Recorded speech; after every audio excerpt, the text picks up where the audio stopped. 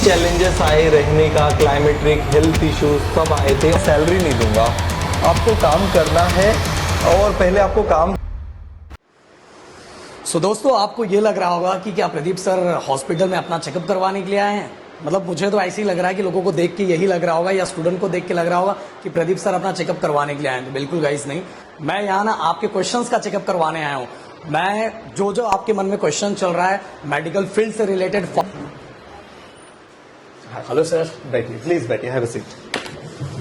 So guys, सबसे पहले मैं सर को थैंक्स बोलना चाहूंगा कि ये हमारे ये चैनल पे इन्होंने टाइम दिया।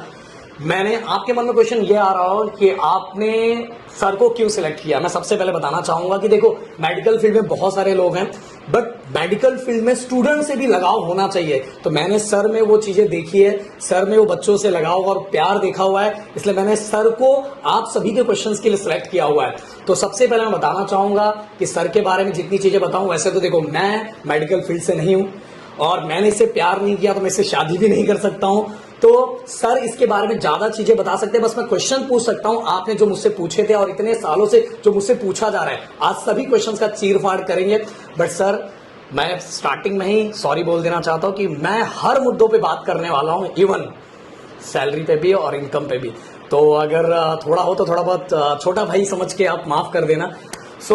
सबसे पहले मैं सर के बारे में बस नाम बताऊंगा और मैं चाहूंगा कि सर पूरी चीजों के बारे में बताएं कि सर का इंट्रोडक्शन सर ने कहां से स्टार्ट किया, क्या किया, सब कुछ चीजें बताएं। तो सर का नाम तो वैसे ही फेमस है और जो सर नेम है वो तो और फेमस कर देता है, doctor Prabhat Giri.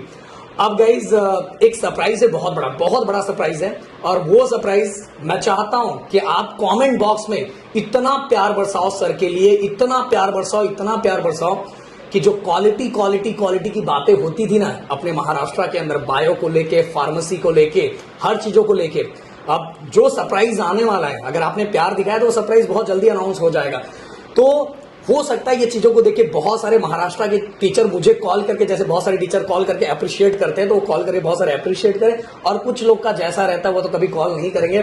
But indirectly हमारा मोटो है स्टूडेंट्स के लिए कुछ ना कुछ बहुत नेक्स्ट लेवल के लिए करना, और महाराष्ट्र के बच्चों को तो हम बिल्कुल छोड़ने वाले नहीं। तो कुछ तो सरप्राइज है, तो बस आप प्यार दिखाना। तो सर सबसे पहले मैं चाहता हूं कि आप, सबसे पहले आपसे मैं ये पूछना चाहता हूं कि आप एजुकेट, जैसे हमारी थोड़ी बातें हुई पहले, मैंने आपको जाना आने से पहले, तो मुझे जो पता चला कि आपको स्टूडेंट से बहुत ज्यादा प्यार है, स्टूडेंट के क्वेश्चन से बहुत ज्यादा प्यार है। ये फील्ड से पहले आपको एजुकेशन देने में या किसी को सिखाने में, इसमें भी आप बहुत लोगों को बहुत कुछ गाइड कर रहे हो, आपके पास बहुत सारे स्टूडेंट आते हैं सीखने के लिए, बहुत सारी चीजें हैं। तो आपका लगाव क्यों ऐसे बढ़ा, और आप अपने बारे में थोड़ा सा अगर बता पाएंगे तो स्टूडेंट को ज्यादा मोटिवेशन मिलेगा। Thank you Pradeep sir.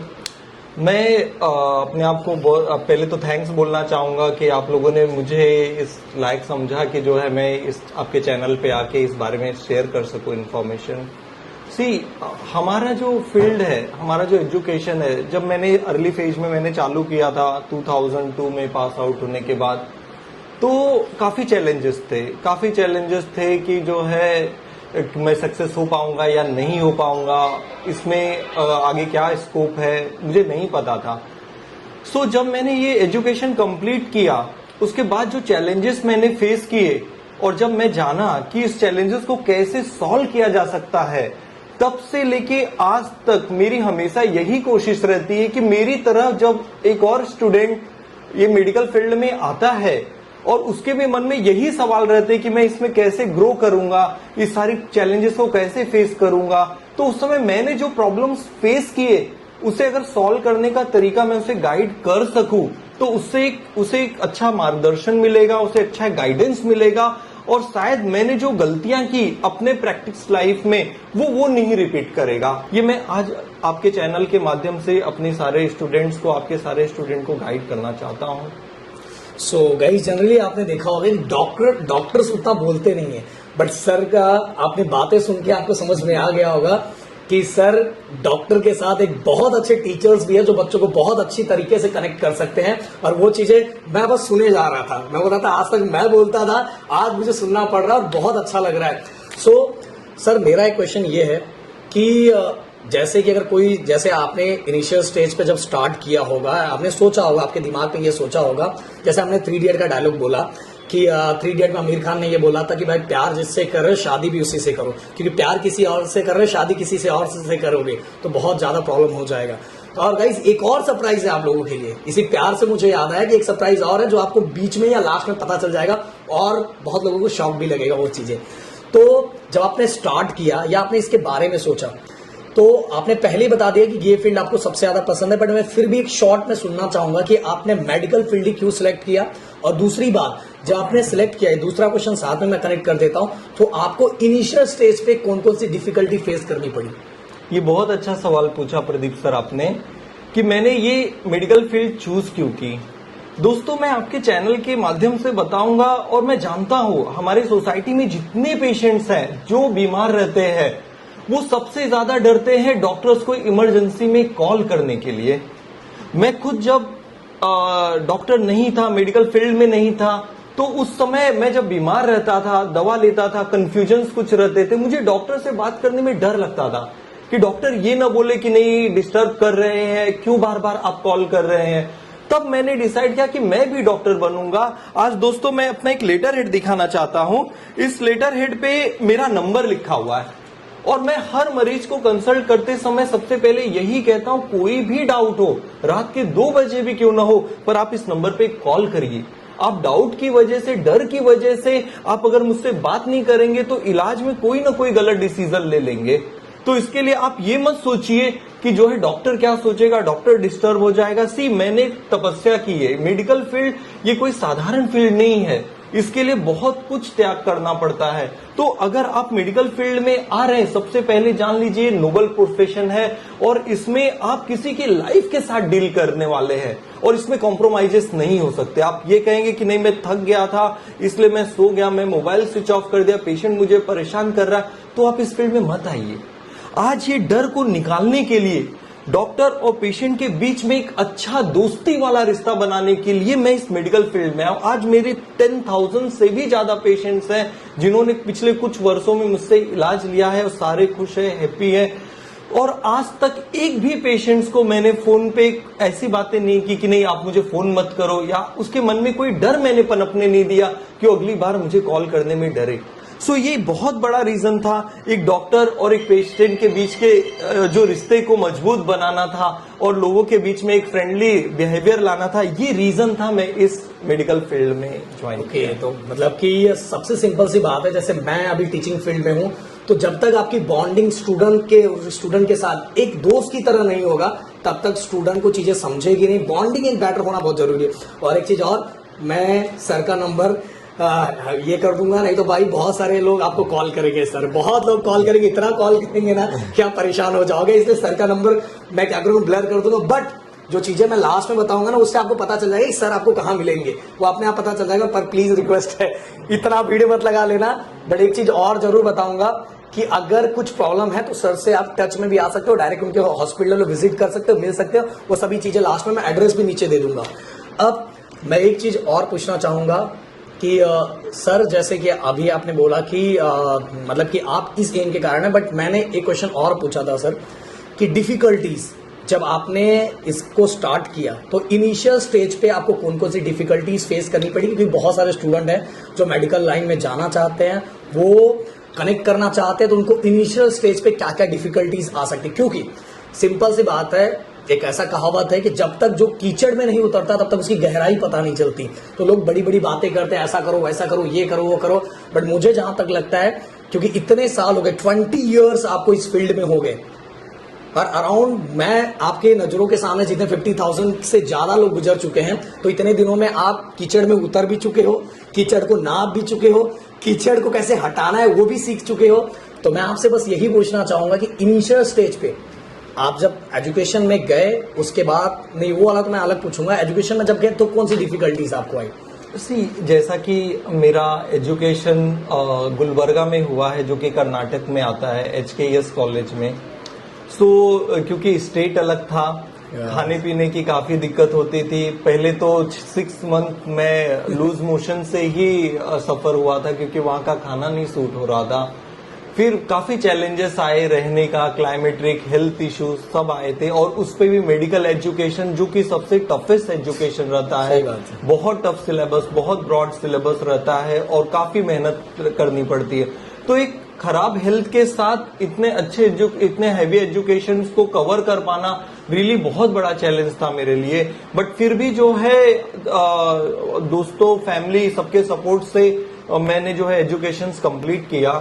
हाँ, जो आपका नेक्स्ट सवाल था कि प्रैक्टिस लाइफ में आने के बाद क्या क्या चैलेंजेस आए, तो मैं दोस्तों कहूंगा, जब जो है मैं कॉलेज लाइफ में पढ़ा करता था तो मेरे कलीग्स रहते थे, उनके बोलते थे कि हमारे पेरेंट्स डॉक्टर है, हमारे अंकल्स डॉक्टर है, तो उनके लिए वो काफी आसान था, ठीक है हमें जाना है, उनके साथ बैठ जाना है। बट मैं फ्रेंकली बताऊंगा, मेरे फैमिली में कोई डॉक्टर नहीं था, दूर दूर तक मेडिकल फील्ड से कोई रिलेशन ही नहीं था। और मेरे लिए सबसे बड़ा ही क्वेश्चन रहता था ड्यूरिंग माय एजुकेशन लाइफ कि मेरे एजुकेशन का स्कोप क्या है, मुझे करना क्या है। तो आज आपके चैनल के माध्यम से मैं बताना चाहूंगा दोस्तों, कोई भी एजुकेशन खराब नहीं रहता और किसी भी एजुकेशन में कम स्कोप नहीं रहता, आप पर है, स्कोप हमें बनाना पड़ता है। ओके, सो गाइज यहाँ दो चीजें आपने करेक्ट की होगी कि जैसे सर ने ये बात बताई कि सर ने ये बात बोली कि पहले ये डॉक्टर हैं अपने पूरे, मतलब अगर खानदान में बात करूं, जैसे अभी मुझे ये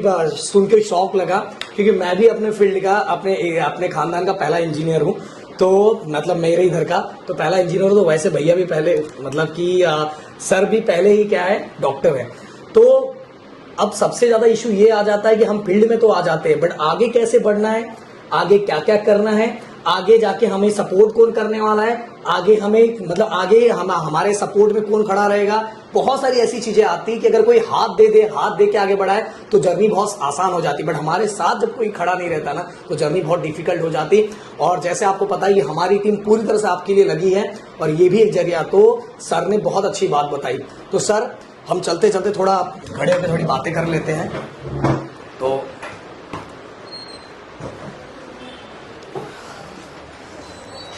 सर, एक क्वेश्चन मेरा ये भी है कि जैसे कि आपने जब इनिशियल स्टेज पे स्टार्ट किया होगा, तो जब स्टार्ट किया होगा तो उस टाइम जब आप जब आप कंप्लीट, आपका एजुकेशन कंप्लीट हो गया, एजुकेशन कंप्लीट होने के बाद देन इसके बाद आपका जो मुझे पता है कि हो सकता है बहुत लोग इसको गलत माने, बट मुझे लगता है स्टूडेंट्स के लिए पूछना चाहिए।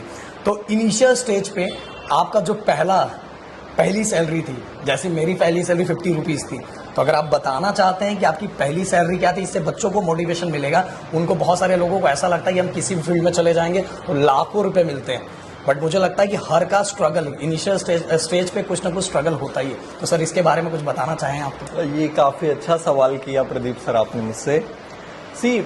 जब मैंने अपना मेडिकल ग्रेजुएशन कंप्लीट किया था तो मेरा हमेशा से ड्रीम था, मैं मुंबई में जिस हॉस्पिटल में बॉर्न हुआ था सबसे पहला जॉब वहीं पर करूंगा। तो 1985 में मैं सरोदय हॉस्पिटल घाटकोपर में बॉर्न हुआ था। Oh my God. तो मैंने सबसे पहला जॉब वहीं पर ज्वाइन किया। पर आप लोग को सरप्राइज होगा कि जब मैं वहां इंटरव्यू के लिए गया तो इंटरव्यू सुनने के बाद जो सर सीनियर थे उन्होंने बोला, आपको तो मैं जॉब दूंगा लेकिन मैं सैलरी नहीं दूंगा, आपको काम करना है और पहले आपको काम सीखना पड़ेगा और हमें साबित करना पड़ेगा कि आप में क्षमता है, वो आप काम कर सकते हैं। तो मैंने 1 साल तक सरोदय हॉस्पिटल में 1 रुपया सैलरी नहीं लिए बिना भी 12-12 घंटे में काम करता था।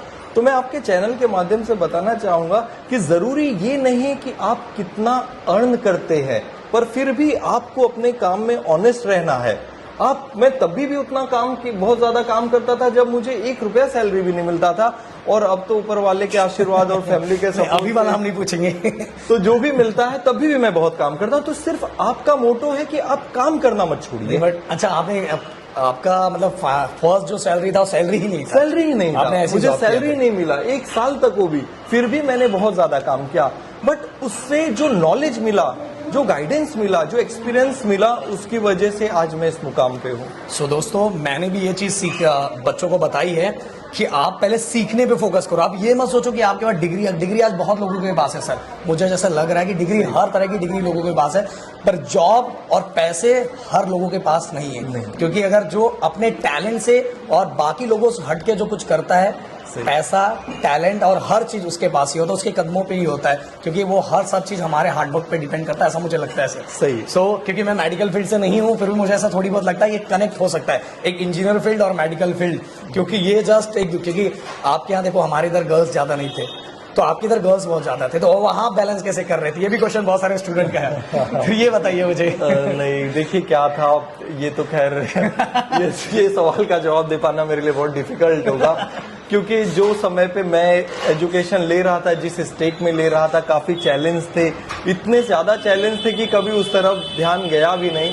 और मैं आप लोगों से भी यही रिक्वेस्ट करूंगा कि अगर आपको तपस्या करनी है तो हर चीज छोड़ना पड़ेगा। आपको अगर सक्सेस होना है तो self control is the success of की, ये मूल मंत्र को पहले समझना पड़ेगा। हम सब डायलॉग सुनते हैं पर उसे समझना नहीं चाहते और उसे इम्प्लीमेंट नहीं करना चाहते, तो आपको सिर्फ सुनना नहीं, समझना भी है, उसे अपने पर्सनल लाइफ में इम्प्लीमेंट। ओके, तो कैमरामैन थोड़ा। सर मैं एक क्वेश्चन और ये पूछना चाहता हूँ, इतनी लंबी आपकी जर्नी में, हम बाकी इसमें तो नहीं जाएंगे क्योंकि बाकी में पेशेंट है तो उनको डिस्टर्ब नहीं करना चाहेंगे, तो मैं ये पूछना चाहूंगा कि इतने साल की आपकी जर्नी हो गई है और इन जर्नी के बीच में कुछ ऐसी यादें भी होगी जो बहुत अभी भी आपको जोड़ती होगी, आपके दिमाग में चलता होगा, और कुछ अच्छी यादें भी होगी, तो इन मेडिकल लाइन में आने के बाद आपकी अच्छी यादें कौन सी है और सबसे बुरी यादें कौन सी है, ये अगर आप बताना चाहें तो। देखिए इतने सारे लाइफ में इवेंट्स हुए मेडिकल ग्रेजुएशन करते समय, उसमें अच्छी यादें भी थी और बुरी यादें भी थी, बट उस सारी अच्छी यादों में सबसे अच्छी याद आज भी मुझे याद है जब मैं मेडिकल ग्रेजुएशन के सेकेंड ईयर में था और जब क्वेश्चन पेपर मेरे सामने आया था तो मेरा दिल बैठ गया था। मुझे ऐसा लगा कि मुझे एक भी आंसर नहीं आता, मैं कैसे पास होऊंगा, कैसे मैं लिखूंगा, और हमारे क्वेश्चंस बहुत टफ रहते थे। फिर भी जब वो क्वेश्चंस में लिखने गया तो मुझे अभी भी याद है, हमारे एक सर ने हमें एक एडवाइस दिया था जो आपके चैनल के माध्यम से आपको दूंगा। जब आपके पास कोई क्वेश्चंस पेपर आता है तो एक 10 मिनट्स पहले आप उसे पढ़ लीजिए, उसमें सबसे अच्छा आंसर जो आता है सबसे पहले वही लिखिए, आपको आप में कॉन्फिडेंस डेवलप हो जाएगा। सो आप यकीन नहीं मानेंगे, मेरी सबसे अच्छी यादें और सबसे बुरी याद एक ही एग्जाम में, दोनों एक ही सिक्के में थे, दोनों पहलू अलग अलग थे। सबसे पहले वो क्वेश्चन पेपर देख के मैं बहुत डर गया था, मुझे लगा था मैं पास नहीं हो पाऊंगा और मैं फेल हो जाऊंगा। पर जब मैंने ये अपने गुरु की बात जानकर समझकर उसे इंप्लीमेंट किया और सबसे अच्छा आंसर आने वाला क्वेश्चन पहले लिखा, तो बाकी सारे आंसर मुझे इस तरह आ गए जैसे गुरु ने मुझे 1 साल तक पढ़ाया था, वो पूरी यादें मेरे दिमाग में छपी हुई थी। मैं यही कहूंगा कि गुरु ऐसा नहीं है कि जो है हम भगवान को नहीं जानते, पर भगवान यही है, ये आपको बताएगा कौन। सर एक मेरा ऐसा क्वेश्चन है कि जैसे कि बहुत सारे बच्चे हैं, टैलेंटेड भी है, मान लो बहुत ज्यादा टैलेंटेड है, बहुत ज्यादा हार्डवर्क कर सकते हैं, बट आपको भी ये चीज पता है और सबको ये पता है कि मेडिकल फील्ड में अगर उन्हें एजुकेशन लेना है तो बहुत सारे फील्ड ऐसे जिनका जो ट्यूशन फीस है कॉलेज का बहुत ज्यादा हाई होता है, तो अगर ये किसी को करना है तो उसको कैसे वो इस प्रॉब्लम से कैसे वो निकल सकता है, इसका सॉल्यूशन क्या हो सकता है, ये अगर आप कुछ बताना चाहें तो। ये बहुत अच्छा क्वेश्चन पूछा आपने और मैं इसका जवाब भी देना चाहूंगा कि पिछले कुछ वर्षों में जो पॉपुलेशन एक्सप्लोजन हुआ है, इतनी ज्यादा पॉपुलेशन आए, इतने सारे बच्चे एक साथ कंपटीशन में बैठने लगे, और जैसा कि हमारे पास जो सीट है एजुकेशन की, medical education, engineering education, seats काफी लिमिटेड रहती है, जिसकी वजह से कंपटीशन एक तो बहुत ज्यादा हो गया है, बहुत ज्यादा लोगों में कंपटीशन आने की वजह से बहुत टैलेंटेड स्टूडेंट जो है नहीं ले पाते सीट, और जो फाइनेंशियली साउंड पीपल है वो डोनेशन सीट, मैनेजमेंट सीट, वो सब लेके वो सीट ले लेते हैं। बट फिर भी गवर्नमेंट सीटों की भी फीसें इतनी ज्यादा हो गई है, ट्यूशन फीस इतनी ज्यादा हो गई है, जिसकी वजह से आज एक मिडिल क्लास फैमिली और एक गरीब टैलेंटेड बच्चे के लिए सबसे ज्यादा चैलेंज है कि वो एक अच्छा डॉक्टर कैसे बने। इस सवाल के लिए मेरी तरफ से उन सबको एक एडवाइस रहेगा कि जरूरी नहीं है कि आपको कुछ नहीं मिल पाया तो स्कोप खत्म हो गया, और भी बहुत सारे फील्ड है मेडिकल में ही जहां पे आप अपना करियर बना सकते हैं। आप खुद साथ में पढ़ने के साथ साथ कुछ जॉब भी कर सकते हैं, उसके लिए तो मैं बेस्ट एग्जांपल प्रदीप सर और राहुल सर का ही देना चाहूंगा, जो गिरी ट्यूटोरियल्स के ओनर्स हैं। उन्होंने इवन दो फाइनेंशियल इतने चैलेंजेस होने के बावजूद भी खुद पढ़ाई भी करते थे और बच्चों को पढ़ाते भी थे। आज ये होने की वजह से वो अगर इस मुकाम पे पहुंच सकते हैं, तो ये हमारे सारे स्टूडेंट के लिए सबसे बड़ा एग्जाम्पल है कि हम भी कुछ अपने ही फील्ड से रिलेटेड काम भी कर सकते हैं, जिससे आप पैसे भी अर्न कर सकते हैं और आप फ्लरिश भी हो सकते हैं। मैं फ्लरिश वर्ड इस्तेमाल कर रहा हूं। अगर आप अपने फील्ड में पढ़ते हुए अगर उसी फील्ड में काम भी करते हैं, जो कि मेडिकल एजुकेशन, मेडिकल सिस्टम आपको अपॉर्चुनिटी देगा। मेरे पास बहुत सारे स्टूडेंट हैं जो कि पढ़ाई भी करते हैं पैरामेडिक और साथ में जॉब भी करते हैं, जिसकी वजह से उनको एक सोर्स ऑफ इनकम भी रहता है और साथ में एजुकेशन भी करते हैं। और उनका नॉलेज जब वो पास आउट होकर निकलते हैं ऑलमोस्ट इक्विवेलेंट टू एक फुल एक्सपीरियंस स्टाफ के इतना रहता है। तो आप अगर इस फील्ड में आ रहे हैं तो आपके लिए सबसे बड़ा एक ऑप्शन और अच्छी चीज ये भी है कि आप सीखने के साथ साथ, पढ़ने के साथ साथ जॉब भी कर सकते हैं, जिससे आप अपने एजुकेशन की फी दे सकते हैं, रहने का मेंटेनेंस दे सकते हैं, अपने फैमिली को सपोर्ट कर सकते हैं। और इसके लिए आपको जो है एक अच्छे गाइडेंस की जरूरत है, जो कि गिरी ट्यूटोरियल्स क्लासेस के थ्रू आपको बहुत बेहतरीन तरीके से बताई जाएगी, क्योंकि उस ट्यूटोरियल्स के जो डायरेक्टर्स हैं उन्होंने खुद इस चैलेंजेस को पार किया है और ये आप लोगों के लिए बहुत बड़ा एग्जाम्पल बन के खड़े होंगे। Thank you so much sir. Sir ने एकदम सही बात बोला कि अगर लाइफ में आपको कोई चीजें नहीं मिल रही है, इसका मतलब ये नहीं है कि आपको वो किसी एक्सक्यूज को समझ, कोई कितना भी बड़ा एक्सक्यूज हो, अगर आप चाहोगे ना तो कितना भी बड़ा पहाड़ है, जब माजी द माउंटेन मैन वो माउंटेन तोड़ सकते हैं, तो ये तो अपने लिए कुछ नहीं है भाई, हम कर सकते हैं। सर ने एक इतनी अच्छी चीज बताई कि आप जिस फील्ड में हो उस फील्ड से रिलेटेड बहुत सारे ऐसे काम होते हैं जिसको हम कर सकते हैं, तो फील्ड में भी हमें नॉलेज आता रहेगा और साथ में उसी फील्ड से रिलेटेड हम, जैसे फॉरेन में सर मुझे जहां तक पता है कि आपके छोटे भाई फॉरेन में रहते हैं और वो NRI हैं, मुझे जहां तक पता है, तो हो सका है फ्यूचर में मैं उनका भी इंटरव्यू ले पाऊं। और एक और बड़ी बात है कि चलो मैं वो जब एक बड़ा सरप्राइज बताने वाला उसी टाइम एक और बड़ी चीज बताऊंगा मैं आप लोगों को, तो उनका भी अगर मुझे थोड़ा बस वो बता दीजिए कि वो कौन सी कंपनी में है, क्या है, बस ये थोड़ा बता पाएंगे तो। जो मेरे भाई हैं उन्होंने भी काफी स्ट्रगल किया। उन्होंने तेरना कॉलेज से इंजीनियरिंग कंप्लीट करने के बाद उन्होंने इंडिया में जॉब किया काफी सालों तक। उसके बाद उन्हें हायर एजुकेशन के लिए यूरोप जाना पड़ा और इतने पैसे नहीं थे हमारे पास कि उनको यूरोप में पढ़ाया जा सके, तो उन्होंने स्टूडेंट लोन लिया। और स्टूडेंट लोन लेने के बाद ये भी बताऊंगा दोस्तों, स्टूडेंट्स के ऊपर सबसे ज्यादा प्रेशर रहता है। एक तो फैमिली को सपोर्ट करना है, साथ में आपने जो लोन लिया है उसे रीपे करना है, और एक अलग कंट्री में जाना है, उसके क्लाइमेट्रिक वेदर्स एवरीथिंग चैलेंजेस। फिर भी आज उन्होंने, मैं बताऊंगा, आज जो मेरे भाई हैं वो काफी सक्सेसफुल पोजीशन पे, टीम वीवर कंपनी जो कि मल्टीनेशनल कंपनी, उसके वाइस प्रेसिडेंट है और काफी अच्छी पोजीशन उन्होंने बनाई है वहां पे।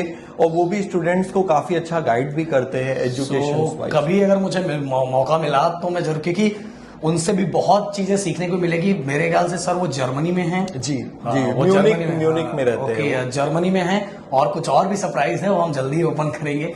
सो अगर मैं आपको बताना चाहूं तो देखो गाइस, सर ने जो चीजें अपने को बताई है वो इतनी बड़ी चीजें बताई है कि अगर लाइफ में आप कोई भी चीज चाहो तो बहुत आसानी से पा सकते हो, बट आपके अंदर वो जिगर होना चाहिए। बोलते ट्रिगर दबाने के लिए भी जिगर होना चाहिए, तो काम करने के लिए भी आपके अंदर वो जिगर होना चाहिए। तो सर अभी मेडिकल के कुछ क्वेश्चंस हो गए, अब मैं थोड़ा फार्मेसी लाइन के कुछ क्वेश्चंस पूछूंगा कि बहुत सारे बच्चे अपना CET करके फार्मेसी में भी जाना चाहते हैं। तो मैं फार्मेसी से रिलेटेड ये क्वेश्चन आपसे पूछना चाहूंगा कि फार्मेसी किए जो करने वाला बच्चा है उसके लिए कितना स्कोप है, अभी कितना स्कोप है? देखिए, मुझे पता है कि इससे अच्छा बेटर आंसर देने वाला कोई नहीं हो सकता, क्योंकि मुझे पता है कि आप उस लेवल तक आंसर दे सकते हो, जस्ट लोग सुनी सुनाई बातें बता सकते हैं, बट आपका 20 इयर्स इसके अंदर हो चुका है। तो मैंने जैसा स्टार्टिंग किया था तो मैंने बोला था कि दूर का जो धूल होता है बहुत सुहाना नजर आता है, पर जब पास में जाके देखते तो सच्चाई पता चलता है। तो सच्चाई क्या है? सच में बहुत सारा स्कोप है। और स्कोप किस सेक्टर में, फार्मेसी की किस सेक्टर में ज्यादा स्कोप है? देखिए, फार्मेसी ये बहुत बड़ा ब्रांच है और आज मेडिकल एजुकेशन, हॉस्पिटल्स फार्मेसी के ऊपर पूरी तरह से डिपेंडेंट है। और फार्मेसी के जो स्टूडेंट्स रहते हैं पास आउट होने के बाद अगर उनके वर्क नहीं रहे, उनके सिस्टम वर्क प्रॉपरली ना करे, तो हॉस्पिटल के लिए हॉस्पिटल वर्क कर पाना बहुत मुश्किल हो जाएगा।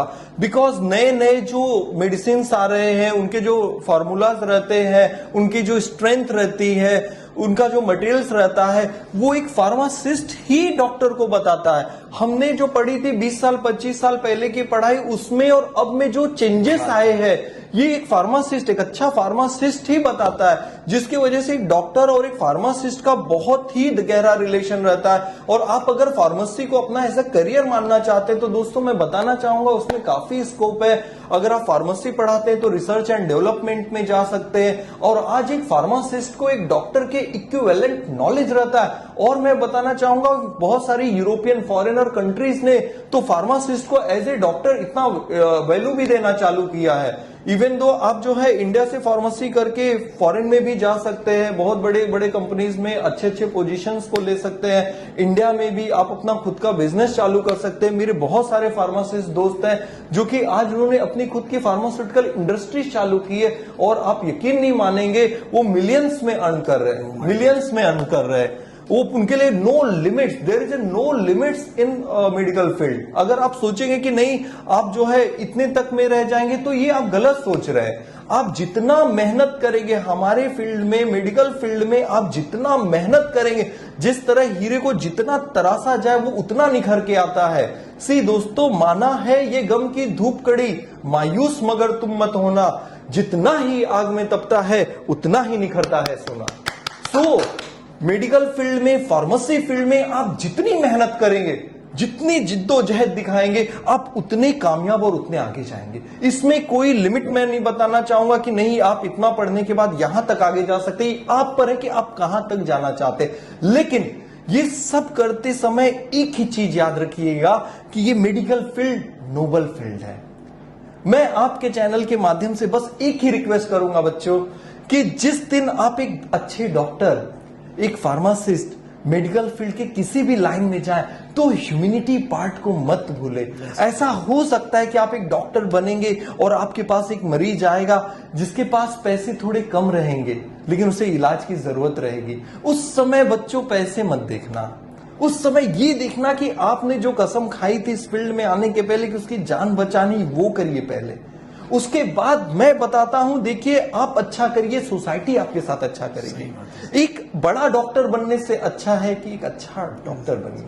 आप अच्छा डॉक्टर बनिए, बड़ा डॉक्टर। बड़े डॉक्टर बहुत सारे हैं, बहुत सारी डिग्रियां हैं, बहुत सारे ऑपरेशन करते हैं, बिलियंस मिलियंस नहीं बिलियंस में कमाते हैं।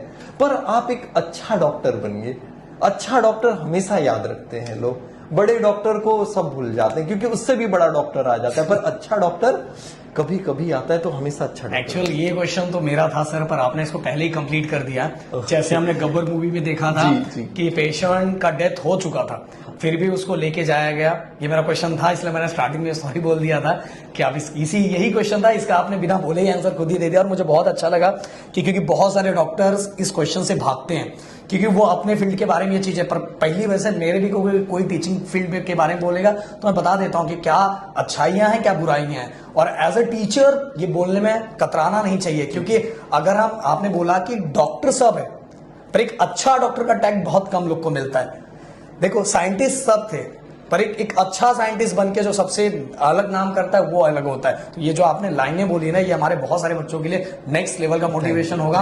गब्बर मूवी में सर आपने हो सकता है आपने देखा होगा, वैसे आपके पास टाइम बहुत कम रहता है, तो आपने उसके अंदर सीन एक देखा होगा कि उस पेशेंट का डेथ होने के बाद भी, जबकि बंदा बहुत गरीब था, फिर भी उसको ऑपरेशन थिएटर में लेके जाया गया और बाद में बोला गया कि अभी वो बचा, आपको इतना पे करना पड़ेगा, जबकि डेथ हो चुका था। तो जैसे हर सिक्के के दो पहलू होते हैं, पॉजिटिव नेगेटिव होता है। तो क्या कोई डॉक्टर इस लेवल तक गिर के ही पैसा कमा सकता है? कि आपने तो बता दिया कि हाँ अगर अच्छा करोगे तो अर्निंग भी है। आपने बोला कि अगर आप बहुत अच्छा करोगे तो आपसे लोग प्यार करेंगे, और जब प्यार करेंगे तो पैसे की बरसात अपने आप होती है। तो आपने देखा होगा कि जैसे डॉक्टर्स को लोग भगवान मानते हैं, तो क्या ये जो कुछ चीजें होती है सही होती है? आप इसके बारे में क्या कहना चाहेंगे? प्रदीप सर, आपने बहुत ही अच्छा और काफी सेंसिटिव क्वेश्चंस पूछे हैं और इसका जवाब शायद कॉन्ट्राडिक्टरी भी हो सकते हैं, बट मैं आपके चैनल के माध्यम से कहूंगा कि हर फील्ड में अच्छे लोग भी हैं, बुरे लोग भी हैं, पर उन्हें हम डिफाइन नहीं कर सकते कि यही अच्छा है, यही बुरा है। अगर नहीं है तो रामायण उठा के देख लो, भगवा वस्त्र पहन के पंडित बन के रावण भी आया था। तो ऐसा नहीं कि हर कोई जो सफेद वर्दी पहन के डॉक्टर बोलता है वो हमेशा अच्छा ही हो, और हर कोई जो अच्छा डॉक्टर है उसे हमेशा किसी गलत डॉक्टर के नजर से उसे देखना ये भी सही नहीं है। सो ये पर्सन टू पर्सन में डिपेंड करता है कि उसके लाइफ में मोटो क्या है, एम क्या है। तो सबसे पहले मैं कोविड पे ही बताऊंगा। जब कोविड एक महामारी आई थी हमारे सोसाइटी में, झकझोर के रख दिया था पूरी सोसाइटी। मैंने कभी जिंदगी में नहीं सोचा था कि ऐसा भी टाइम आएगा कि अपनों को ही मिलने के लिए हमें मास्क लगाने पड़ेंगे, उनका चेहरे नहीं देखने पड़ेंगे, और लोगों को तड़पते हुए, बिलखते हुए, रोते हुए देखा था। तभी हमने डिसाइड किया था कि हमने कोविड में थाउजेंड्स ऑफ पेशेंट्स को आइसोलेशन मेथड से न मात्र के चार्जेस में ठीक किया था। तो इससे ये पता चल गया कि मेडिकल एक्सपेंसेस जो इतने ज्यादा हो रहे हैं उसे काफी हद तक कट किया जा सकता है अगर हम मेडिकल एक बार जब हम हॉस्पिटल चालू करते हैं, प्रैक्टिस चालू करते हैं, बहुत सारे चैलेंजेस रहते हैं, एक्सपेंसेस बहुत ज्यादा रहते हैं, पर उस एक्सपेंसेस को अगर हम अच्छे डॉक्टर्स कंट्रोल करेंगे तो इससे हम पेशेंट्स को भी बहुत कम पैसों में उसका काफी बेहतरीन इलाज कर सकते हैं। सर अब एक शॉर्ट में फटाफट हम खत्म करेंगे, तो फटाफट एक लाइन में उस क्वेश्चन का आंसर दीजिए कि अगर कोई अच्छा कॉलेज किसी को नहीं मिला तो क्या वो अच्छा डॉक्टर नहीं बन सकता, या तो और उसको कौन कौन सी डिफिकल्टीज आएगी? स्टूडेंट्स में जैसे ये धारणा रहती कि नहीं अच्छे कॉलेज नहीं मिले तो अच्छे स्टूडेंट नहीं, अच्छे करियर्स नहीं हो सकते। तो ये बहुत ही रॉन्ग कंसेप्शन है, क्योंकि एक अच्छे कॉलेज को एक अच्छा स्टूडेंट ही अच्छा बनाता है। तो आप अच्छा स्टूडेंट बनिए। आप किसी भी कॉलेज में जाएंगे, आपका सिलेबस सेम रहेगा, एग्जाम सेम रहेगा, जॉब अपॉर्चुनिटी सेम रहेगी। तो आप अपने नॉलेज पे, अपने एजुकेशन पे ध्यान दीजिए, चाहे कोई भी कॉलेज मिले। आप पढ़ाई उस कॉलेज के हिसाब से करिए। आप अपना जो लाइफ है, आप अपने टैलेंट्स को वहां पे भी डालेंगे तो वही, जिस कॉलेज में रहेंगे वही टॉप कॉलेज बन जाएगा। तो एक अच्छा स्टूडेंट ही एक टॉप कॉलेज बनाता है, एक टॉप कॉलेज एक अच्छा स्टूडेंट कभी नहीं बनाता। एकदम बिल्कुल सही बात है। सर ने जो बार मैं बातें बोल रहा हूं, इनकेस किसी रीजन के कारण आपका जो रैंक है उतना अच्छा नहीं है, तो आपको अच्छा कॉलेज नहीं मिला, तो अगर आप वहां थोड़ा ये सेक्रीफाइस कर सकते हो कि मैंने पहले हार्ड वर्क नहीं किया था, अब हार्ड वर्क करके वो स्किल्स दिखा के, वो मेहनत करके मैं अपने अभी स्कोर को अच्छा करके, नॉलेज गेन करके बहुत अच्छा और आगे प्रैक्टिस करके अच्छे पोजीशन पे चले जाऊंगा, तो सब चीजें आपके ऊपर है। सर एक क्वेश्चन मेरा फार्मेसी से रिलेटेड छूट गया था, वैसे आपने उसमें कवर कर दिया था, पर मैं फिर से पूछना चाहूंगा कि फार्मेसी के अंदर मिनिमम और मैक्सिमम कितने तक, अगर कोई बच्चा ऐसा पूछेगा कि मिनिमम हम कहां से स्टार्टिंग हमारा हो सकता है कि बाप बड़ा ना भैया सबसे बड़ा रुपया, तो थोड़ा बहुत बच्चे जानना चाहेंगे, और एंडिंग उसका कितना है, मैक्सिमम कितना है? मैक्सिमम तो मुझे नहीं लगता कि लिमिट नहीं होगा, बट मिनिमम कहां से हो सकता है इसका? अभी जो फार्मेसी कोर्सेस में जो स्टूडेंट पास आउट होने के बाद जॉब ज्वाइन करते हैं, उनकी सैलरीज तो फ्रैंकली स्पीकिंग वो भी मुझे कभी डिस्क्लोज नहीं करते, पर मुझे एक आइडिया रहता है कि वो इतना अच्छा अर्न करते हैं कि वो एक मेट्रो जैसे एरिया में एक अच्छा घर ले सकते हैं, एक व्हीकल रख सकते हैं, और अपनी जरूरत की सारी चीजें वो पूरी कर लेते हैं। और जैसे धीरे धीरे वो अपने फील्ड में निखरते जाते हैं, उनके प्रमोशंस होते हैं, इंसेंटिव होते हैं, और काफी अच्छा पैकेज उनको मिलता है। और अगर उसमें टैलेंट ज्यादा रहता है तो खुद की फार्मास्यूटिकल इंडस्ट्री डाल देते हैं। जैसा कि सर आपने कहा, there is no vertical limits. So वो सेम चीज फार्मासिस्ट के स्टूडेंट पे भी इम्प्लीमेंट करता है कि आप में जो टैलेंट है, आप जितना अच्छे से उसे इम्प्लीमेंट करेंगे अपने प्रोफेशनल लाइफ में, आप उतना आगे बढ़ेंगे। सो सर एक क्वेश्चन मेरा, और लास्ट 2 क्वेश्चन रह गए हैं। पहला एक क्वेश्चन कि अगर जिसको मेडिकल लाइन में जाना है बट उसने एजुकेशन मेडिकल फील्ड से नहीं किया हुआ, बीएससी फील्ड से किया किसी XYZ, क्योंकि आप ज्यादा बता सकते हैं, तो विदाउट मेडिकल फील्ड के से भी अगर उसने बायोलॉजी से रिलेटेड कोई बीएससी किया हुआ है, तो भी क्या डिफरेंट फील्ड में वो मेडिकल फील्ड में जा सकता है? जरूर जा सकता है। दोस्तों, तो बहुत अच्छी बात है। आपके चैनल के माध्यम से ये इंफॉर्मेशन आप सारे स्टूडेंट को देना चाहूंगा कि ऐसा हो सकता है, बहुत सारे रीजन, फाइनेंशियल रीजन या पर्सनल रीजंस या जो भी रीजन थे, आप एक मेडिकल सीट नहीं ले पाए, आप डॉक्टर नहीं बन पाए, तो भी आप मेडिकल फील्ड में रह सकते हैं, क्योंकि अब हॉस्पिटल्स लेवल में बहुत सारे काम ऐसे रहते हैं जो कि बीएससी आइदर 12 पास पीपल स्किल डेवलप करके उनके फील्ड के सर्टिफिकेशंस लेके जॉब कर सकते हैं। जैसे आप देख रहे हैं ऑपरेशन थिएटर है, ऑपरेशन में सर्जन ऑपरेशंस करते हैं, डॉक्टर्स उसे सुपरवाइज करते हैं, बट उसे हैंडल करने के लिए एक ओटी टेक्नीशियन लगता है। तो ओटी टेक्नीशियन आज नॉलेज लेने के बाद 10-10 हॉस्पिटल में OT technician as a freelancing work करता है, और सर आप यकीन नहीं मानेंगे लैक्स ऑफ सैलरीज वो अर्न करते हैं मंथली, लैक्स ऑफ सैलरी। इसके अलावा एक्सरे टेक्नीशियन होते हैं, 2D इको टेक्नीशियन होते हैं, कैथ लैब कार्डियक ओटी के बारे में आपने सुना रहेगा, उसके टेक्नीशियन तो कोई डॉक्टर नहीं रहते, लेकिन वो डॉक्टर से कम भी नहीं रहते। उनका जो नॉलेज रहता है, उनका स्किल जो रहता है, उसके बेसिस पे वो लोग इस फील्ड में काफी सक्सेस होते हैं। सर अब चलते चलते एक लास्ट क्वेश्चन, थोड़ा पर्सनल हो जाएगा, बट सर मैं चाहूंगा कि मैं वो पूछूं। प्लीज प्लीज आइए।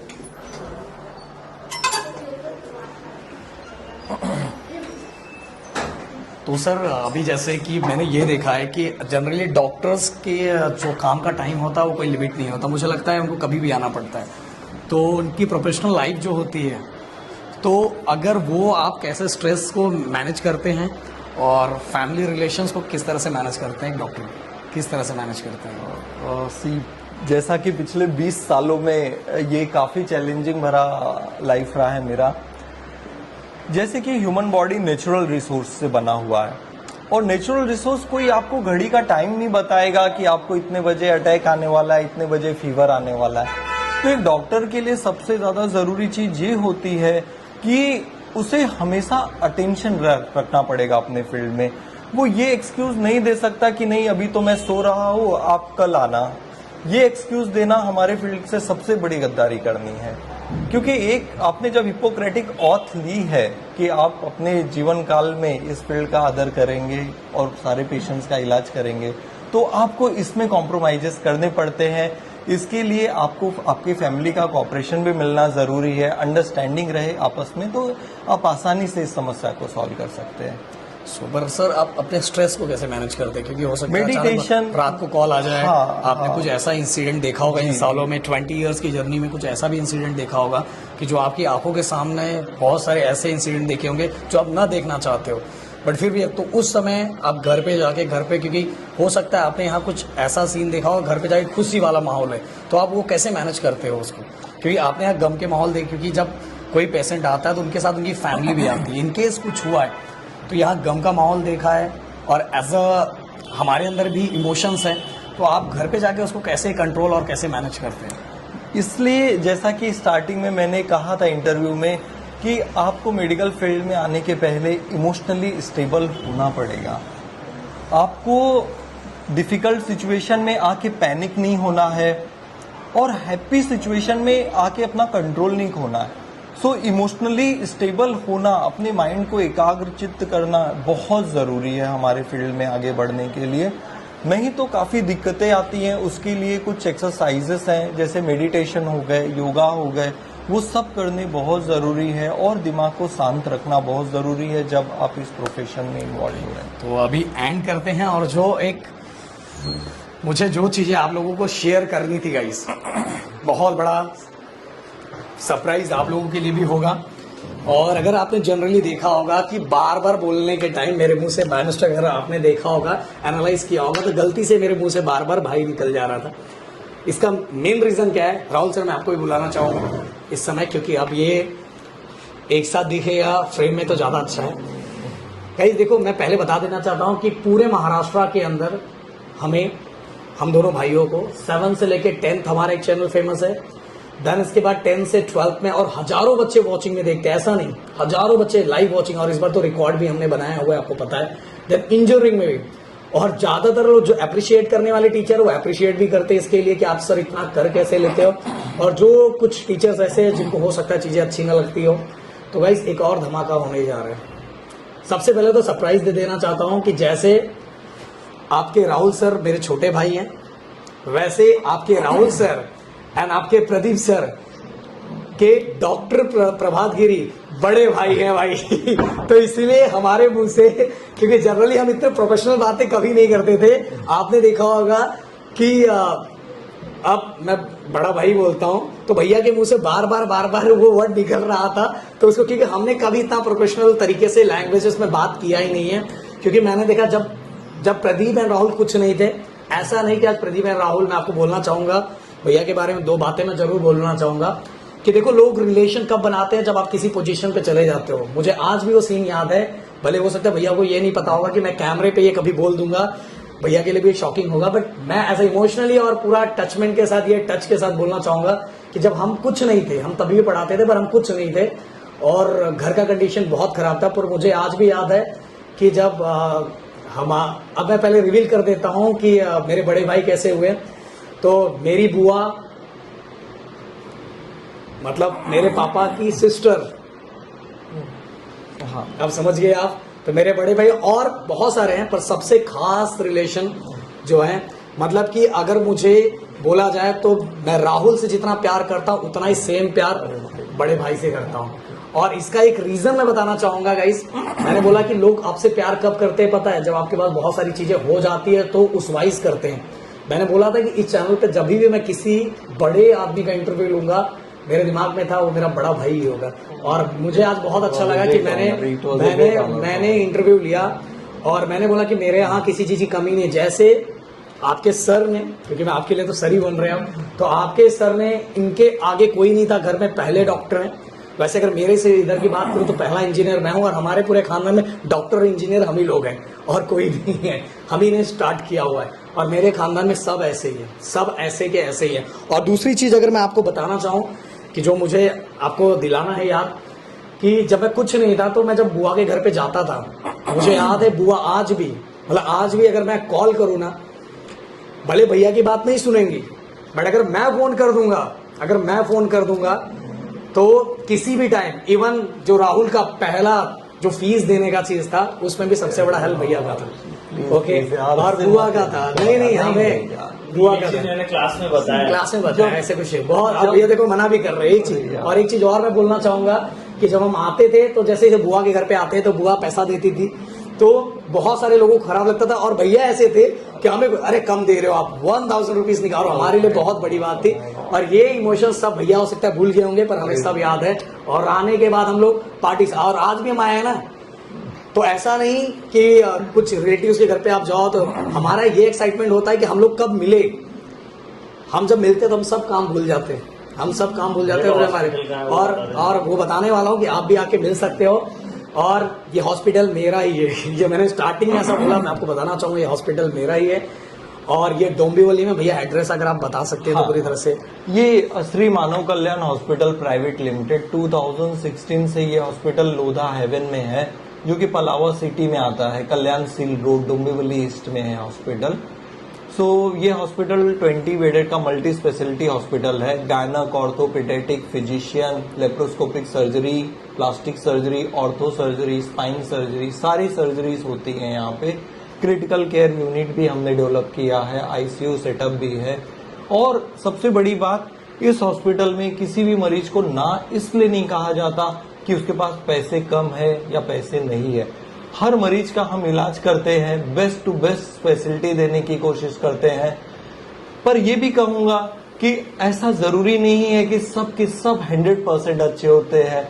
कुछ के साथ कुछ लाइफ के डिसीज के चैलेंजिंग क्वेश्चंस रहते हैं कि वो इनक्यूरेबल भी रहते हैं। बट हमारी पूरी कोशिश रहती है कि एक अच्छा डॉक्टर बनने के हिसाब से एक अच्छा मोटो, एक ह्यूमैनिटी के लिए अच्छा एग्जाम्पल हम सेट करें, ताकि हमें देख के और जो डॉक्टर्स हैं या फिर जो और इस फील्ड में आ रहे हैं वो भी इस सोसाइटी के लिए कुछ न कुछ हमेशा अच्छा करते रहें। ओके, सो गाइज मैं आपको बताना चाहूंगा, ये कोई ये भी नहीं है कि मैं हॉस्पिटल का ऐड कर रहा हूँ, ये जनरली मुझे बताना था इसलिए मैंने बता दिया। क्योंकि भैया का जो नेचर है ना, मतलब कि पेशेंट के साथ वो नेचर ही नेक्स्ट लेवल का है भैया के साथ। और बाकी लोग भी, सबका नेचर बहुत अच्छा है। डॉक्टर साहू सर जो है बहुत अच्छा उनका रिलेशन है। सिडनी सर से भी मैं आपको मिलाऊंगा, और बाकी लोगों का भी आप नाम लेना चाहेंगे कौन कौन आपके साथ है, जो आप बहुत सारे, मतलब भैया की जो टीम है ना वो नेक्स्ट लेवल की टीम है। तो अभी हमारे डॉक्टर, जैसा कि प्रदीप सर ने बताया, कि जो डॉक्टर सिडनी जेवियर बहुत अच्छे ऑर्थोपेडिक सर्जन हैं, doctor Zainul Khan sir MD medicine है, डायबिटोलॉजिस्ट भी हैं, क्रिटिकल पेशेंट को भी हैंडल करते हैं। सर डॉक्टर संगीता दास मैम गायनेकोलॉजिस्ट है। और संगीता दास मैम के बारे में ये भी मैं बताऊंगा, जैसा कि आजकल पेशेंट्स लोगों में धारणा हो जाती है कि नहीं गायनेकोलॉजिस्ट जो है ज्यादा पैसा लेने के लिए सिजेरियन ही करता है। डॉक्टर संगीता दास मैडम ही एक ऐसे गायनेकोलॉजिस्ट जिनको मैंने देखा है। इनफैक्ट दोस्तों मैंने अपने वाइफ का भी डिलीवरी दास मैम से ही करवाया है। रीजन बिहाइंड दास मैम ही एक ऐसे डॉक्टर है जो पेशेंट को 3-3, 4-4 दिन का ट्रायल भी देते हैं नॉर्मल डिलीवरी के लिए। और वो पेशेंट्स के माइंड में ये जो धारणा आ गई है कि हर डॉक्टर बस पैसों के लिए सिजेरियन कर देता है, उसे जो है क्लियर करने के लिए, उस इमेज को अच्छा बनाने के लिए दिन रात कोशिश करते हैं। रात 2 बजे भी कोई भी डिलीवरी का पेशेंट आता है तो उसे भी अटेंड करते हैं। इसके अलावा डॉक्टर नीलेश कौथेकर सर है जो कि पेडियाट्रिशियन है, जो दिन रात लगे हैं छोटे छोटे बच्चों का अच्छा इलाज करने के लिए। डॉक्टर संदीप शेखर सर है जिन्होंने लोधा में पहले सर्जन है जिन्होंने लेजर सर्जरी यहाँ पे इंट्रोड्यूस की है लोधा में, जिससे बहुत सारे मरीजों को जो चीर फाड़ की वजह से काफी ज्यादा कॉम्प्लिकेशन होते थे, डायबिटिक पेशेंट को वुंड हील करने में तकलीफें होती थी, संदीप शेखर सर ने लेजर सर्जरी के द्वारा उसे हैंडल किया है, जिसकी वजह से थाउजेंड्स ऑफ पेशेंट बहुत अच्छे बेनिफिट पा रहे हैं। और जिस सर्जरी का कॉस्ट लाखों में जाता है उसे कुछ थाउजेंड्स में ही हमने लिमिटेड कर दिया है, ताकि गरीब से गरीब और मिडिल क्लास फैमिली भी अच्छे से अच्छा इलाज यहाँ पर ले सके। सर और आपके एकदम फेवरेट खास डॉक्टर साउथ सर, जो हमारे भी खास एकदम घर का रिलेशन है और वो भैया के भी खास है और उनका रिलेशन बहुत पहले से, उनके बारे में काफी अच्छे और काफी सीनियर डॉक्टर है। वो इस एरिया में तब से प्रैक्टिस कर रहे हैं जब से इस एरिया में कोई प्रैक्टिस था ही नहीं, कोई डॉक्टर था ही नहीं, काफी रूरल एरियाज था, कुछ डेवलपमेंट नहीं था, काफी चैलेंजेस देखे डॉक्टर साहू सर ने अपने अर्ली प्रैक्टिस लाइफ में, फिर भी उन्होंने दिन रात लोगों की सेवा की। और दोस्तों आपके चैनल के माध्यम से बताना चाहूंगा कि हजारों पेशेंट्स का उन्होंने फ्री में इलाज किया। क्या बात है। 1 रुपया चार्ज नहीं किया, हजारों पेशेंट्स ने उनसे इलाज लिया है। और आज भी वो इस एरिया में सारे डॉक्टर्स के लिए एक प्रेरणा स्रोत हैं, जिनके बारे में सब सोच के अच्छी प्रैक्टिस भी करते हैं और उनसे एक अच्छा इंसान बनने की प्रेरणा भी लेते हैं। सो गाइज यहाँ अब मैंने बता दिया और आप आके चाहिए तो एक बार मिल सकते हो। अगर कुछ भी एजुकेशन से रिलेटेड है तो भैया को बहुत अच्छा लगता है वो सब चीज़ों। और गाइज जो सरप्राइज था, क्योंकि अगर आप यहाँ, वैसे तो मैं एक स्पेशल वीडियो भी 2 मिनट का बनाने वाला हूँ अलग से, जिसके अंदर मैं बताऊंगा कि क्या क्या सरप्राइज अलग अलग, बट यहाँ तक अगर आप वेट कर रहे थे, मैं देखना चाहूँगा कितने लोगों को पता है। हो सकता है जल्दी नीट से रिलेटेड एंड बायो से रिलेटेड ऐसा क्वालिटी एजुकेशन आप सभी को मिलने वाला है ना, ये सब मैं आपके ऊपर छोड़ा, बस इंडिकेशन देके जा रहा हूँ। एक मतलब बोल रहा हूँ मैं आपको सामने एक ऐसा आधे लाइन पे छोड़ के जा रहा हूँ जिसको कंप्लीट आपको करना है। कि मैं कहना क्या चाहता हूँ कि नीट से रिलेटेड एंड बायो से रिलेटेड कुछ बहुत बड़ा धमाका होने वाला है। क्योंकि आपने देखा होगा कि बायो से रिलेटेड महाराष्ट्र के अंदर बहुत ज्यादा प्रॉब्लम है। और फार्मेसी देन मेडिकल फील्ड भी उससे ही है, बट फार्मेसी के भी बच्चे बहुत परेशान हैं भैया, बहुत ज्यादा। तो उनसे रिलेटेड हम कुछ करने वाले हैं। और लास्ट टू लास्ट सर क्या यार भाई है, अब सर कहाँ से, अब तो सबको पता चल गया ब्रदर। तो हमारे चैनल पे इतना टाइम देने के लिए वैसे टाइम दे रहे हैं। फिर मेरे लिए काफी गर्व की बात है कि आप लोगों ने मुझे अपने चैनल पे ये सब चीजें रखने के लिए काबिल समझा, ये मेरे लिए काफी गर्व की बात है। गाइज यहाँ मैं चीजों को खत्म करता हूँ और आपके जो भी डाउट्स हैं वो नीचे जरूर कमेंट करना। और आप अगर हॉस्पिटल में मिलना चाहते हो तो सर से आके मिल सकते हो। तो मिलते हैं नेक्स्ट वीडियो में। Thank you so much guys. जय हिंद एंड जय महाराष्ट्र दोस्तों।